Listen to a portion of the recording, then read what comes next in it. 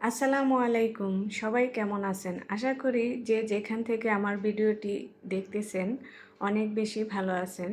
আলহামদুলিল্লাহ আমিও ভালো আছি। আজকে খুবই সিম্পল একটা রেসিপি নিয়ে চলে আসলাম। আর রেসিপিটি হলো মুগের ডাল দিয়ে মুরগির গলা, কলিজা, ঘিলা, পা দিয়ে খুব সুন্দর একটা রেসিপি তৈরি করলাম। সেটাই আপনাদের সাথে শেয়ার করতে চলে আসলাম।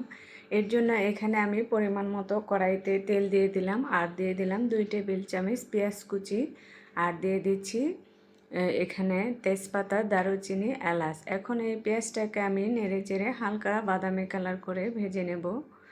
আর ভাজার পর আমি এখানে অল্প একটু পানি দিয়ে দিলাম যেন পেঁয়াজটা পুড়ে না যায়। আর এখানে অ্যাড করব এখন আদা বাটা, রসুন বাটা দিচ্ছি, মরিচ গুঁড়া, হলুদ গুঁড়া, ধনে গুঁড়া, জিরা গুঁড়া আর দিচ্ছি পরিমাণ মতো লবণ। সব মশলাটা পরিমাণ মতো দিয়ে ঢাকনা দিয়ে ঢেকে এটাকে কষিয়ে নেব 1 থেকে 1.5 মিনিটের মতো।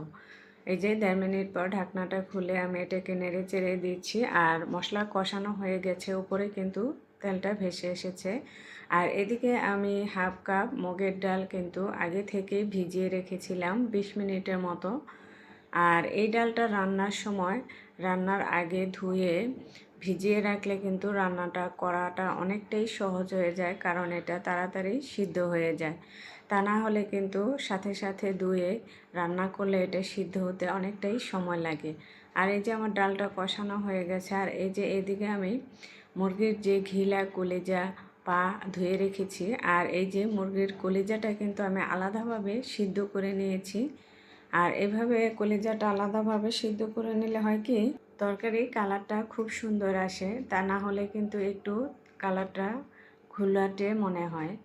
সেই জন্য আমি সব সময় মুরগির কলিজাটা রান্না করার সময় আলাদা সিদ্ধ করে নেই। এখন ঢাকনা দিয়ে ঢেকে মুরগির পা, কলিজা, ঘিলা এইসবকে কিন্তু আমি ভালো মতো কষিয়ে নিয়েছি।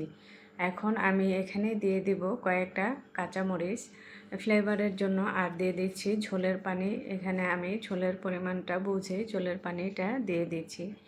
আর এখানে মরিচটা আপনারা আপনাদের পছন্দ মতন অ্যাড করে নেবেন, যেরকম ঝালটা আপনারা খেতে পছন্দ করেন।